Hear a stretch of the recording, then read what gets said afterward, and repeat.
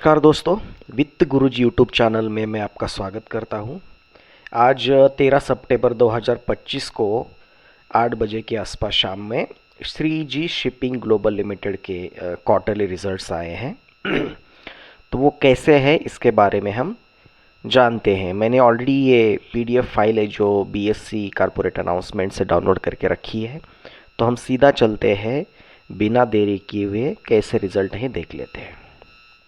ठीक है, ये पेज आ गया। यहाँ पे बोल रहा है कि statement of consolidated in unaudited financial results for the quarter ended June 30, 2025। ठीक है, अब यहाँ पे जो दिया है वो जो फिगर्स दिए हैं वो मिलियंस रुपीस में दिए हैं। इसको हम करोड़ में बता देंगे। अभी यहाँ पे अलग अलग सेक्शंस दिए हैं, 3625, 31,325, 3624। मतलब सेकेंड लास्ट जो है कॉलम है वो दिखा रहा है कि पिछले साल उसी क्वार्टर में, जून क्वार्टर में क्या फिगर्स थे। देन सामने से सेकेंड जो कॉलम है वो पिछला जो क्वार्टर है जो मार्च में ख़त्म हो गया था उसके नंबर्स है। और अभी जो पहला जो कॉलम है उसमें जो जून 25 का जो क्वार्टर था उसमें क्या नंबर्स थे। ठीक है, तो हम ईयर ऑन ईयर कंपैरिजन करेंगे और पिछले क्वार्टर में कैसे नंबर थे ये भी देख लेंगे।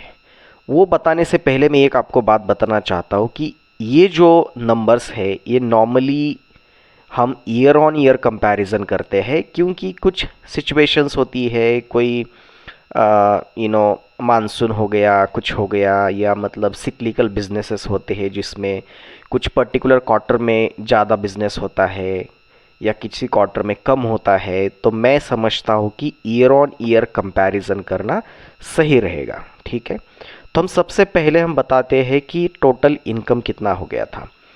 जून 2024 का जो क्वार्टर था उसमें जो इनकम था टोटल वो था 131 करोड़। और इस क्वार्टर में, या जून क्वार्टर एंडेड है, इसमें जो इनकम था वो था 163 करोड़, 163 करोड़ के आसपास। ठीक है, एक्सपेंसेस के बारे में बात करते हैं तो पिछले साल जून क्वार्टर में जो एक्सपेंसेस था लगभग 100 करोड़ के आसपास था। और इस क्वार्टर में या जून क्वार्टर में जो एक्सपेंसेस था वो लगभग 113 करोड़ के आसपास आया है। हालांकि इनकम बढ़ता है तो एक्सपेंसेस भी बढ़ते हैं। ठीक है, हम डायरेक्टली आते हैं नेट प्रॉफिट के आसपास। नेट प्रॉफिट में तो पिछले साल जून क्वार्टर का जो प्रॉफिट था वो लगभग 24.8 करोड़, माने 25 करोड़ के आसपास था। और जून 2025 का जो क्वार्टर है उसमें जो प्रॉफिट आया था वो था 37.2 करोड़। तो मतलब काफ़ी अच्छी जंप है, लगभग 23-24% के आसपास ईयर ऑन ईयर जंप दिखा रहा है। ये आप कैलकुलेट कर, मैं एक रैंडमली बोल दिया नंबर, आप कैलकुलेट कर सकते हैं। उसके बाद आते हैं जो ईपीएस होता है। पिछले साल जून क्वार्टर में जो ईपीएस था 1.77 था, इस क्वार्टर में बढ़ के हो गया 2.54, और ये प्रीवियस क्वार्टर में था 3.36।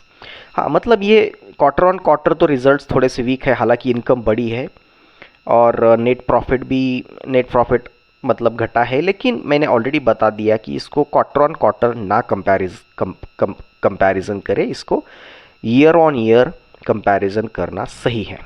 ठीक है, अब मेरे हिसाब से तो लगता है कि नंबर ठीक ठाक है और क्वार्टर ऑन क्वार्टर थोड़े से वीक दिख रहे हैं, लेकिन हम इस क्वार्टर का अगले क्वार्टर में हम कंपैरिजन करेंगे अगले साल तो सही रहेगा। इसलिए मैं क्वार्टर ऑन क्वार्टर जो नंबर्स है उसका कंपैरिजन नहीं करूँगा, ईयर ऑन ईयर कंपैरिजन करेंगे।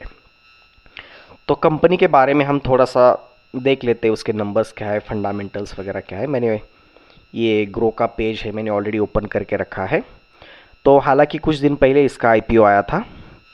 इसका जो कीमत था, मतलब प्राइस बैंड था, वो लगभग 252 के आसपास से इशू आया था हाई रेंट पे।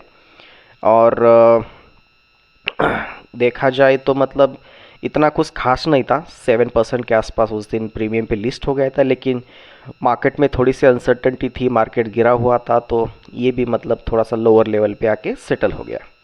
ठीक है, अब इसकी जो मार्केट कैप है तो मतलब 4,161 करोड़ की है। जो कि एक स्मॉल कैप कह सकते हैं हम, थोड़ी सी हायर लेवल पे। उसके बाद इसका प्राइस टू अर्निंग जो रेशो है वो लगभग 30 के आसपास है। प्राइस टू बुक जो है लगभग 5.5 के आसपास है। रिटर्न ऑन इक्विटी वगैरह तो दिखाया नहीं क्योंकि अभी अभी लिस्ट हुआ है, तो कुछ दिन के बाद इधर रिटर्न ऑन इक्विटी भी दिखाई देगा। इंडस्ट्री का जो पी है इस सेक्टर में जितनी कंपनीज है उसका लगभग 46 के आसपास पी है। इसका जो है 29 है। हालांकि हम इंडस्ट्री का पी कंपैरिजन करते वक्त हम एकदम फेयर पीयर तो इसका है नहीं लिस्टेड, क्योंकि ये जो है वो लगभग मतलब एक बोलते ना कि मतलब एकदम ग्लोबल शिपिंग कंपनी नहीं है ये थोड़ा सा हैंडलिंग है। उसके बाद कंट्री के अंदर भी जो लॉजिस्टिक सर्विसेज है वो प्रोवाइड करती है, तो फेयर कंपैरिजन नहीं होगा जो भी मतलब बाकी शिपिंग कंपनीज़ हैं उनके साथ, इसलिए हम ये पी कंपैरिजन नहीं कर सकते। बट एक थोड़ा सा हम सोच सकते हैं कि भाई इंडस्ट्री पी जो है मतलब थोड़ा सा दूर दूर तक जो भी कंपनी उसके पेयर कंपैरिजन में आते हैं उसका 46 है इंडस्ट्री पी, इसका लगभग 29.5 के आसपास है। फाइनेंशियल तो ऑलरेडी उन्होंने अपने जो ड्राफ्ट पेपर सबमिट किए थे उस टाइम पे ये सब नंबर्स वगैरह दिखाई दिए थे। एक मैं इंटरेस्टिंग आपको बात बताना चाहता हूँ कि मतलब और लास्ट में ये भी बताना चाहता हूँ कि अगर आपके पास है, आपने लिए है, तो क्या इसको होल्ड करना चाहिए या उसको बेच देना चाहिए, इसके बारे में एक बहुत इंटरेस्टिंग बात है। जब इसका आईपीओ आया था तो प्रमोटर इसका लगभग 100% होल्ड करता था हिस्सेदारी। ये fully owned by Shreeji Shipping था। इसमें से उन्होंने 10% जो हिस्सेदारी है वो डाइल्यूट करी है और अभी प्रमोटर के पास लगभग 90% होल्डिंग है। ठीक है, ये मतलब ये जो पॉइंट है ना बहुत इंपॉर्टेंट है, मैं आगे बताऊंगा क्यों। रिटेल के पास लगभग 7% के आसपास है। अदर डोमेस्टिक इंस्टीट्यूशंस के पास लगभग 1.2% है। म्यूचुअल फंड ने भी थोड़ा बहुत मान लिया है 1% के आसपास, और ये फाइज भी है जो जिनके पास लगभग 1% के आसपास माल है। ठीक है, अब देखो मैंने मतलब पिछले कुछ दिन पहले देख रहा था मतलब ट्रेडिंग वगैरह कैसी होती थी। मतलब 252 के आसपास, देखो इसका लो भी इधर दिखाई देगा। 52 वीक लो जो है ना 252 है। ठीक है, और 252 ही उसकी इशू प्राइस थी। तो मतलब उस दिन मैंने देखा जाए तो 252 के लेवल पे ना मतलब 8-9 लाख शेयर्स बाइंग पे थे, और जैसे ही मतलब शेयर 252 पे आता था तो मतलब वो ऑलरेडी ऑफ होता था, इतने सेलिंग भी नहीं था। क्योंकि कैसे ना कि देखो 90% तो ये अभी बेचेगा नहीं, उसमें से डोमेस्टिक इंस्टीट्यूशंस भी 1.2% अपना रखेगा। म्यूचुअल फंड तो इजीली बेचते नहीं है, फॉरेन इंस्टीट्यूशंस भी बेचते नहीं है, बच्चा 7% सिर्फ लिक्विड, उसमें से भी लगभग 50-60% लोगों ने होल्ड करके रखा है। तो इतना छोटा मतलब 2-3% सिर्फ इक्विटी ट्रेडिंग हो रही है और ख़रीदने के लिए बहुत सारे बैठे। तो मेरे हिसाब से ऐसा लगता है कि इशू प्राइस के नीचे प्राइस नहीं जानी चाहिए। और हालांकि एक एडवांटेज है कि प्रमोटर के पास 90% है, वो इजीली बेचेगा नहीं, और उसने डाइल्यूट करते समय ही सिर्फ 10% डाइल्यूट किया। अगर कंपनी का आउटलुक उसको पता है कि मतलब आगे कंपनी अच्छा करने वाली, तभी तो उसने सिर्फ 10% डाइल्यूट किया ना। अगर उसको पता होता कि मतलब आगे फ्यूचर अनसर्टन है तो शायद वो 25-30% भी डाइल्यूट कर सकता था, लेकिन उसने सिर्फ 10% डाइल्यूट किया। उसके पास अभी भी 90% होल्डिंग है। इससे अगर आपके पास है तो एक कॉन्फिडेंस आता है कि कंपनी आगे अच्छा करेगी।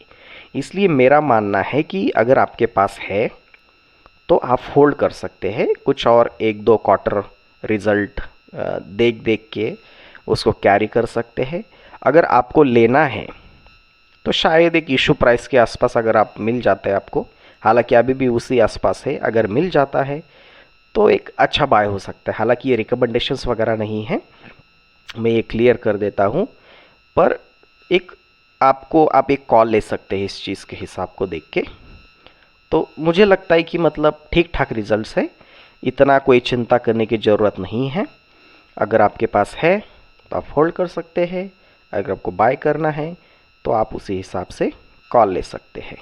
अगर आपको किसी भी स्टॉक के बारे में कोई जानकारी चाहिए तो आप कमेंट बॉक्स में लिखिए, मैं अगला वीडियो उसके बारे में बताऊँ।